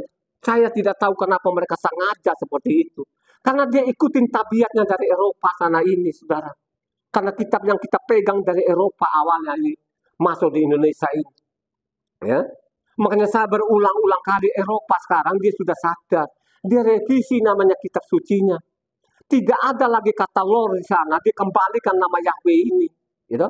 Dia tidak pakai Yesus lagi, dia pakai Yesua ini, saudara. Dia kembali yang benar. Masih bandelkah engkau? Ini saya sampaikan yang subscriber ini. Yang sudah bersusah-susah ini, saudara. Yang sudah sekian lama mereka ikuti khotbah ini. Makanya saya pesankan, marilah kau betul-betul hari ini kau mencatat ini. Kalau engkau menjadi sahabatnya Tuhan, kalau engkau menjadi anaknya Tuhan, harus engkau ikuti perintah Tuhan. Amin. Kan sangat jelas ini, saudara. Dia bilang kalau ada di sana ini Tuhan ada 10 orang saja. Kira-kira hukum nggak? Saya tidak hukum. Akhirnya apa? Hanya 3 orang. Akhirnya Sodom dan Amora. Sekarang masih ada bukti loh kota ini. Saya belum ke sana, tapi paling tidak orang yang seperti sana masih ada namanya sisa-sisa kota itu. Tidak ditumbuhkan rumput lagi di sana, gersang saudara, dihukum loh saudara. Ini catatan sejarah bahwa kitab ini kitab ajaib saudara. Yang diincar orang Kristen suruh buang, jangan engkau mau ikuti. Keluar dari kelompok mereka. Mari engkau selidiki kitab suci ini. Kau jadikan Taurat itu sebagai pondasimu. Kau jadikan Taurat itu pondasi hidupmu. Tulis Taurat itu ke hatimu. Kau jadikan Taurat itu seperti emas. Kau jadikan Taurat itu seperti madu. Amin. Kau pelajari, kau renungkan.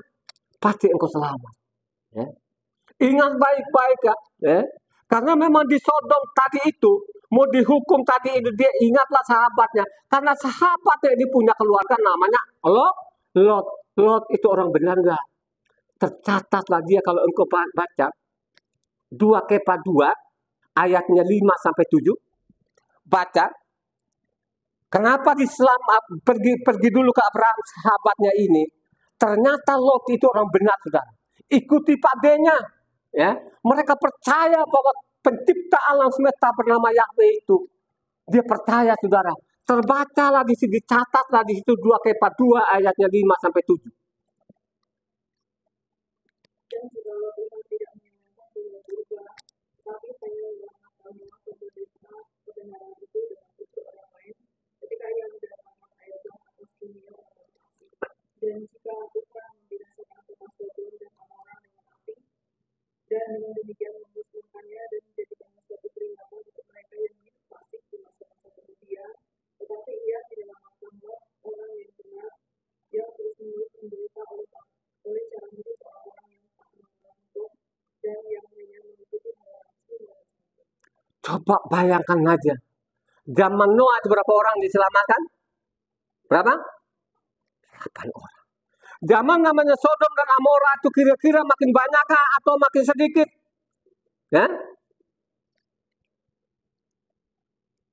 Coba kan. Noah itu orang benar. Selamatkan keluarganya. Karena dia benar, dia selamatkan keluarganya. Begitu juga Lot, Sodom dan Gomora ada di sana, Lot, dia selamatkan anaknya karena dia orang benar, saudara. Begitu juga engkau. Jangan engkau terkecoh karena banyaknya mereka. Marilah kalau engkau seorang bapak, bimbinglah istrimu, bimbinglah anak-anakmu, bahwa Taurat itu segala-galanya. Taurat itu seperti emas, Taurat itu seperti madu. Pasti engkau selamatkan keluargamu. Amin. Kau catat ini. Ya. Kau catat baik-baik. Bahwa Lot itu adalah orang dia merana. Melihat tingkah lakunya, saya itu merana. Melihat orang-orang menghujat nama Yahweh. Orang menghujat namanya sahabat, saya merana, saya sedih. Ya. Mereka mengolok-ngolok. Kalau kau sahabat, kau pernah pulang saja zaman bola. Kau kembali lagi zaman batu. Jadi dianggap kita ini, kalau kita kembali kepada Taurat itu dianggap kita ini kembali ke zaman batu, saudara. Mereka menghina namanya hukum Tuhan ini, saudara. Berapa orang yang mati? Keluargaku banyak yang sudah mati. Setiap mereka mati menangislah aku. Sekarang ada keluargaku lagi. Saudara perempuanku mati. Kalau sekarang tidak terlalu aku sedih. Karena dia sudah umurnya mungkin 80 tahun. Ya, tapi kan masa ada keluarga-keluarga yang lain yang belum umur itu. Ya, aku hanya bisa menangis. Tapi saya mau berbuat apa lagi?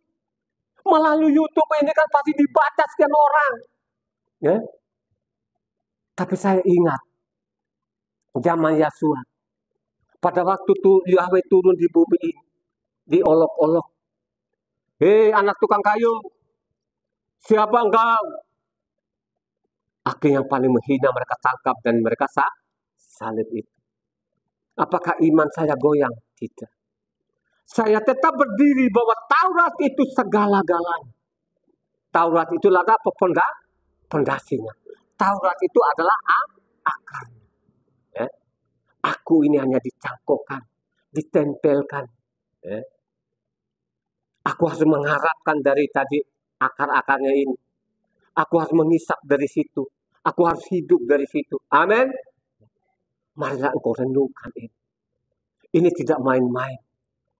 Jadi namanya diselamatkan namanya Noah Noah dengan siapa? Sodom Amora ini, ya. Lot ini orang benar. Tapi mereka selamatkan keluarganya, saudara. Ya. Tadi kan kita sudah ngomong bahwa Adam itu Abraham itu sahabatnya Tuhan.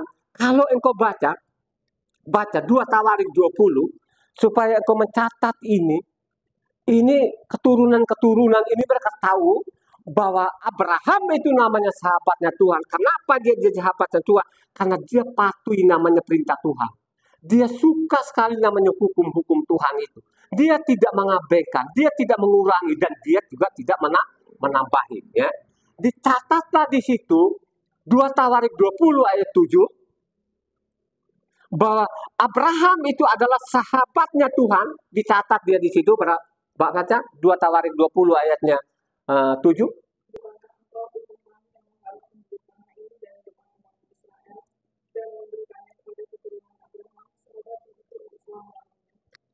Jadi namanya tanah Kanaan itu diberikan kepada Abraham, itu sahabatnya Tuhan. Makanya saya mengatakan kalau engkau jadi sahabatnya Tuhan, harus engkau kembali kepada hukumnya Tuhan. Amin.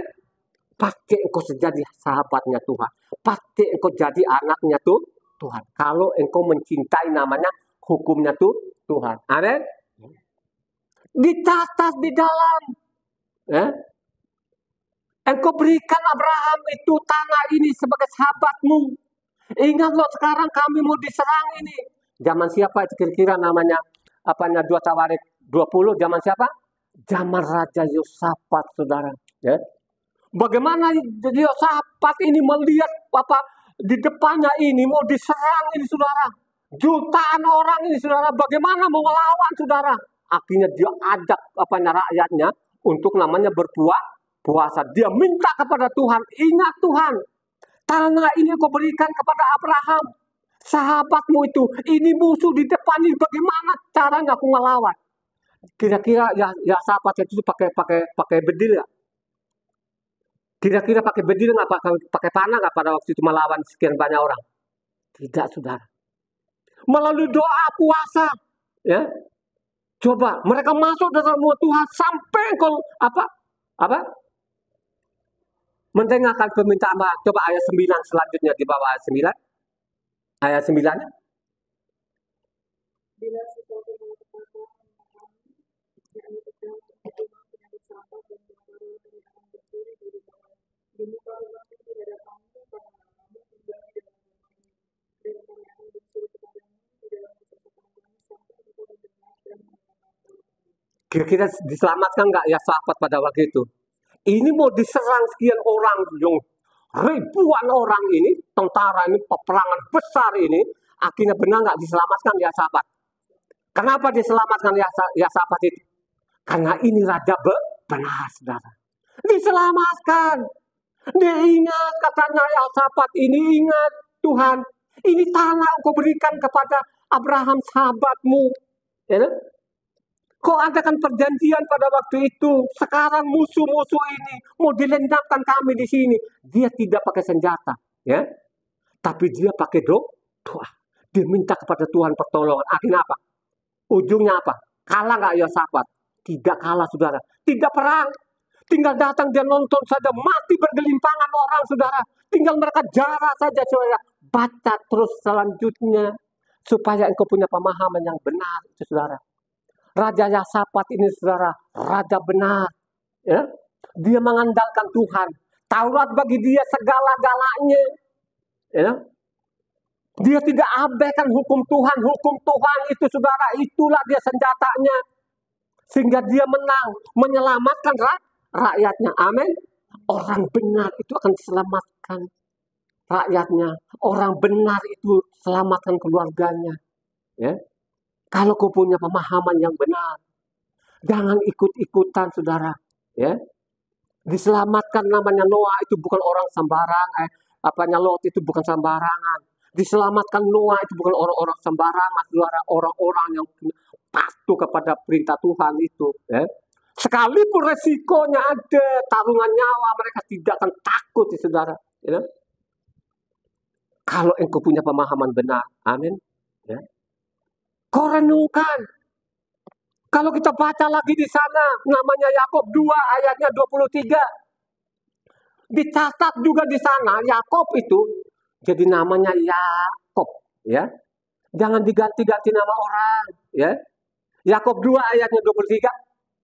Dicatat juga di situ bagaimana namanya Abraham itu adalah sahabatnya Tuhan. Amin. Baca namanya Yakub 2 ayatnya 23.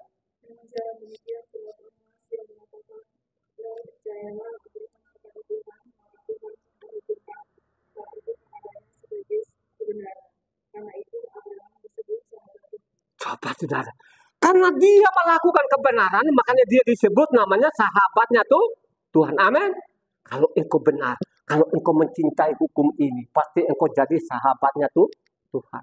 Ya. Israel itu diangkat jadi anak gak? Halo? Israel itu bukan dia ngangkat dirinya sendiri, tapi dia itu adalah anak diangkat jadi anak, saudara. Ya. Coba kau baca namanya Keluaran 4 ayat 22 di sana. Ya. Jadi Israel itu bukan sahabatnya Tuhan saja, dia juga pun diangkat jadi anak, saudara. Ya. Baca.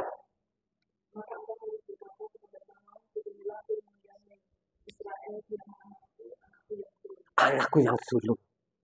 Ingat baik-baik, lepaskan anakku.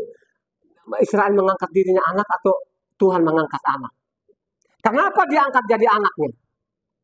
Kenapa diangkat jadi anak orang Israel? Karena janjinya Abraham.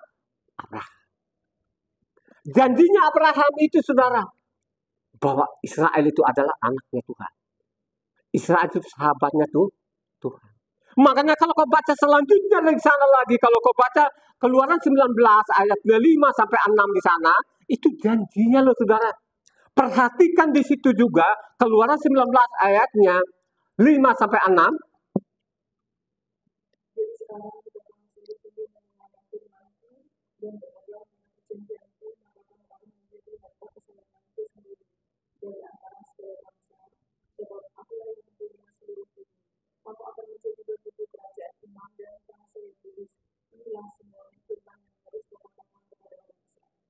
Kalau kau mencintai hukumnya Tuhan, kira-kira mau jadi hartanya Tuhan enggak? Bayangkan saja imbalannya jadi harta kasar. Kalau dia harta yang dijaga enggak? Kalau engkau mencintai hukum Tuhan itu, jadikan engkau hartanya. Kira-kira kalau kau punya harta, kira-kira lu jaga enggak hartamu? Halo? Kalau engkau punya harta, kira-kira lu jaga enggak hartamu? Kalau engkau dijadikan engkau hartanya Tuhan, kira-kira Tuhan dijaga enggak engkau? Dijamin enggak engkau? Ingat baik-baik. Kalau engkau mengikuti hukumku ini, aku jadikan engkau harta kesayanganku. Bayangkan saja, kalau engkau ikuti hukum Tuhan ini, aku jadikan engkau harta kesayanganku. Kok bisa-bisanya Pak Pendeta bilang suruh buang ini? Kok bisa-bisanya Pak Pendetamu itu suruh buang? Kalau disuruh buang itu firmannya mana? Perintahnya mana? Siapa yang memerintahkan? Cobalah saudara, kalau kita tidak baca di sini, mana kita tahu? Kalau Abraham itu dia bapak orang beriman, ya? Mana kita tahu bahwa dia adalah sahabatnya Tuhan? Kita nggak ngerti. Baru kalau kita selidiki, baru kita tahu. Kalau bukan Abraham saja sahabatnya Tuhan, kalaupun kita pun juga ikuti apa imannya Abraham, makanya kita pun juga jadi sahabatnya Tuhan. Jadi harta kesayangannya. Coba bayangkan aja dia mengatakan, ikuti saja perintahku, pasti aku jadikan engkau harta kesayanganku. Ini kesatuan loh saudara. Kalau dia jadikan kita harta kesayangan, pastikan dia jaga kita, dilindungi. Lu tidak mati kelaparan, lu tidak mati penyakit, lu tidak mati malah petaka. Lu tidak mati karena perang saudara. Ada janjinya kok. Jadi kitab Taurat itu ada janjinya. Ya, yang ada janjinya disuruh buang, tidak berguna lagi. Kalau orang yang Taurat itu sama saja mereka kembali kepada zaman batu. Akhirnya Yesus ini mereka tarik ke Yunani. Coba saudara. Jadi seorang-orang namanya Yesus itu orang Yunani, orang Roma. Saya mau sampaikan ini melalui khotbah ini. Mari engkau sadar. Mari engkau mencintai Tuhan. Kalau engkau mencintai Tuhan, kalau engkau menyayangi Tuhan, apa prakteknya? Kalau engkau mengasihi Tuhan, itu ada prakteknya apa? Ya, harus ikuti namanya Tauratnya ini. Kalau engkau ikuti Tauratnya, maka engkau jadi harta kesayangan. Ya, maka engkau menjadi anaknya, menjadi engkau sahabatnya. Dia akan melindungi, akan menjaga. Lu tidak akan mati dengan malapetaka. Lot itu tidak mati malapetaka, terhindar dari malapetaka. Ada janjinya. Makanya perlu sekali saya mau beritahukan, bacalah namanya apa? Bacalah namanya Mazmur 91. Mazmur 91 berapa ayat? 16 ayat saudara. Ada janjinya loh di situ. Ya, itu Mazmur itu sudah kamu baca. Coba baca namanya Mazmur 91 ayat 1 sampai 16. Perhatikan itu dari kata demi kata itu. Ya. Dia jamin seperti Lot tadi dia tidak mati malapetaka, dia keluarkan dulu. Ya. Dia hindarkan dari malapetaka saudara karena dia ikuti perintah Tuhan. Makanya di situ melalui Mazmur dicatat di situ Mazmur 91 ayat 1 sampai 16.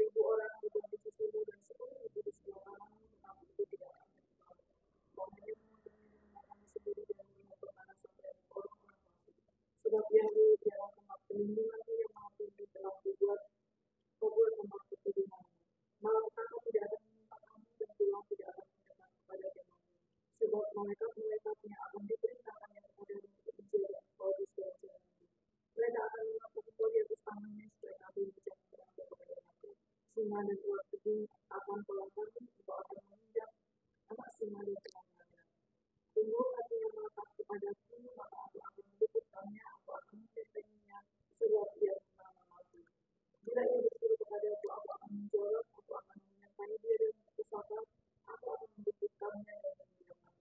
Dengan tangis umur akan kuperlihatkannya dan akan kuperlihatkan kepadanya keselamatan dan Bagaimana lu mengenal Tuhan kalau nama Tuhan kau sudah ganti? Bagaimana lu mengenal Tuhan kalau bilangnya hukum Taurat dan kita pernah disuruh buat? Akhirnya apa lu mati konyol? Saya masih ingat loh, berapa tahun yang lalu namanya ada corona. Mungkin sekarang itu masih ada corona. Berapa orang yang mengap, saudara? Coba kita terhindar dari itu. Kenapa kita tidak terhindar dari itu? Halo? Karena kita mencintai namanya hukum Tuhan itu. Dia tidak akan lalai nanti apa yang dikatakan di Mazmur itu. Dia akan menjaga, melindungimu. Malapetaka tidak akan menimpamu. Virus penyakit apapun tidak akan menimpamu. Makanya pada waktu corona itu banyak orang yang mati, saudara. Coba kita lihat Pondok Rangon itu, saudara. Salib semua. Banyak betul-betul, saudara. Moso sih kalau engkau anaknya Tuhan, moso sih kalau engkau kata kesayangannya, dia biarkan lu mati seperti itu. Berarti itu bohong, namanya apa? Mazmur. Kenapa kau mengalami itu? Karena kau tinggalkan hukum Tuhan itu. Karena kau ikutin pendeta-pendetamu, akhirnya pendetamu sendiri mampus juga. Gara-gara corona itu. Ini memang agak keras. Tapi baca lebih keras loh dalam kitab suci di dalamnya. Lebih keras loh dengan omonganku, saudara. Jangan engkau mau. Mari engkau kembali kepada hukumnya Tuhan. Kalau engkau kembali kepada hukum Tuhan, maka Tuhan akan menjagamu.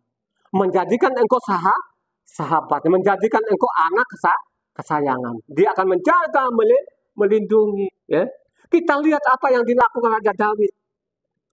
Raja Daud itu, saudara, berusaha payah, saudara. Kalau kita lihat dari Yosua bin Nun itu sampai ke Daud itu berapa ratus tahun, saudara. Coba kan, lahirnya Raja Daud itu kan zaman hakim-hakim, saudara. Sudah rusak juga, saudara. Akhirnya Raja Daud itu kembali yang benar. Makanya Raja Daud itu dikatakan dia apalah? Raja apa? Raja kebenaran dan keadilan. Coba satu orang, 2 Samuel 8 ayat 15.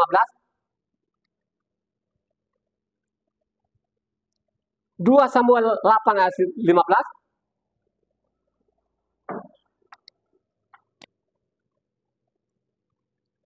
Demikianlah Daud telah memerintahkan atas seluruh Israel dan menegakkan keadilan dan kebenaran bagi seluruh bangsanya. Coba, dialah yang kembalikan betul-betul. Makanya Raja Daud itu dia sukses dalam segala hal, saudara. Karena dia jadikan Taurat itu segala-galanya. Makanya kalau kau baca di Mazmur itu, saudara, kebanyakan Mazmur itu Raja Daud, saudara. Dia mencintai nama Yahweh.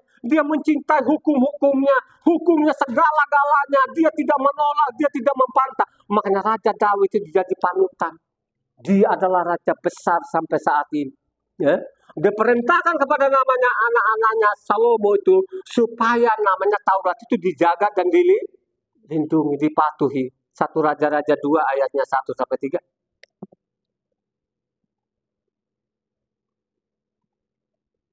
1 Raja-Raja 2 ayat 1-3.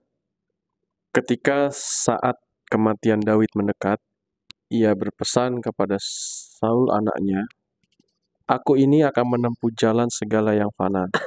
Maka kuatkanlah hatimu dan berlakulah seperti laki-laki. Lakukanlah kewajibanmu dengan setia terhadap Yahweh Tuhanmu, dengan hidup menurut jalan yang ditunjukkannya, dan dengan tetap mengikuti segala ketetapan perintah, peraturan dan ketentuannya, seperti yang tertulis dalam hukum Mose, supaya engkau beruntung dalam segala hal, dalam segala yang kau lakukan, dan dalam segala yang kau tuju." Coba kan, patuhi namanya hukum Mose, patuhi namanya hukum Taurat, pasti engkau berhasil. Ini pesan kepada anaknya, sampai namanya kepada cucu cicitnya. Terakhir sekali itu kebenaran. Yang ada di bumi itu zamannya Yosia, saudara. Yosia di sana dikembalikan namanya hukum Tuhan, tapi sesudah Yosia itulah hancur dan hancur dan hancur, ya, sampai zaman rasul sampai Tuhan turun di bumi ini suruh kembali kepada hukumnya Tuhan, mereka tidak mau, akhirnya mereka hukum Tuhan, ya. Makanya di sana dia dicatat oleh namanya surat-surat Rasul Saul di sana. Kalau kita baca Galatia namanya 3 ayat 21, bahwa kebenaran itu berasal namanya hukum Taurat itu. Baca namanya Galatia. Galatia 3 ayat 21, ya. Ini dicatat oleh namanya suratnya Rasul Saul itu, bahwa kebenaran itu berasal namanya hukum Taurat itu, ya. Baca. Kalau demikian, tentangkah hukum Taurat mengajar kali tidak. Sebab mereka tahu untuk diberikan sebagai sesuatu yang dapat menghidupkan, maka memang kebenaran berasal dari Taurat. Coba saudara, Taurat itu menghidupkan, karena memang kebenaran itu berasal namanya hukum Taurat, saudara. Coba, ini dicatat di Galatia. Pada waktu mereka sampaikan supaya orang-orang Israel itu, supaya kembali kepada hukumnya Tuhan, ya. Makanya kalau terakhir sekali pelayanan, jadi antara Galatia itu sampai kepada namanya Kisah Para 21 sana ayat 20, itu terakhir sekali namanya Rasul Saul supaya orang Israel kembali kepada hukum Tuhan. Terakhir, ya, terakhir namanya Kisah Para 21 ayatnya 20.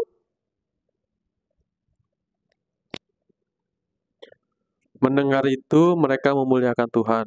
Lalu mereka berkata kepada Saul, saudara, lihatlah beribu-ribu orang Yahudi telah menjadi percaya, dan mereka semua rajin memelihara hukum Taurat. Coba, mereka rajin hukum Taurat, katanya terakhir sekali pelayanan Rasul Saul ini sana kemari supaya orang kembali tercatat di situ. Dari catatan itulah sampai zaman kita ini lebih rusak dan rusak, disuruh buang. Bayangkan aja dari kata terakhir itu, Kisah Para Rasul 21 itu, karena disitulah Rasul Saul ditangkap. Jadi ditangkap di penjara, tidak ada lagi pelayanan antara Galatia tadi dengan Kisah Para dulunya siapa? Terakhir Galatia atau namanya Kisah Para 21? Kisah Para Rasul 21. Karena Kisah Para Rasul itu dicatat oleh namanya apa? Lukas. Jadi kitabnya Lukas, namanya Kisah Para Rasul. Terakhir sekali namanya Rasul Saul itu, supaya orang-orang termasuk teman-temannya mengatakan, Rasul Saul, lihat kan sekarang beribu-ribu orang kembali kepada hukumnya Tuhan. Dari situlah penyimpangan demi penyimpangan sampai saat ini. Makanya penghujung kita sekarang itu lebih menggila lagi, lebih nekat lagi, disuruh buang ini loh saudara. Disuruh buang, tinggalkan ini. Ya. Jadi disuruhlah Pak pendeta-pendeta ini dengan bangun sekolah sana kemari, perguruan tinggi itu, supaya kitab ini harus dibuang. Kalau sudah dibuang ini akibatnya apa? Halo? Akibatnya apa? Akan dibakar seperti namanya Sodom dan Amora. Karena di dalamnya itu sudah dikasih contoh kejadian Sodom dan Amora nanti akan terulang lagi kemudian hari yang bumi yang kita pijak ini. Zaman kita nanti akan dibakar seperti namanya Sodom dan Amora. Kenapa dibilangnya jahat mereka? Karena mereka meninggalkan hukum Tuhan. Ya. Pada waktu namanya Abraham, sebelum Abraham, sudah ada orang benar nggak di tanah Kanaan itu? Sudah ada orang benar nggak? Siapa namanya? Melkisedek. Jadi di tanah Kanaan itu ada namanya Melkisedek. Ya, orang benar. Dia tidak berbapa dan tidak beriman. Dia adalah raja dan dia juga adalah iman. Amin. Ya, makanya disuruhlah namanya Abraham. Ini orang-orang fasik ini katanya. Makanya makin menjadi-jadilah. Akhirnya mereka dihukum. Ini dikasih gambaran. Dikasih gambaran nanti seperti namanya Sodom dan Amora kemudian hari. Kalau engkau tidak sadar, kalau engkau tidak jadikan namanya Taurat ini sebagai dasar hidupmu, kau ikut-ikutan orang-orang sekarang suruh buang, cepat atau lambat akan tergenapi perkataan Tuhan. Amin. Marilah kau renungkan lagi ini. Tuhan memberkati.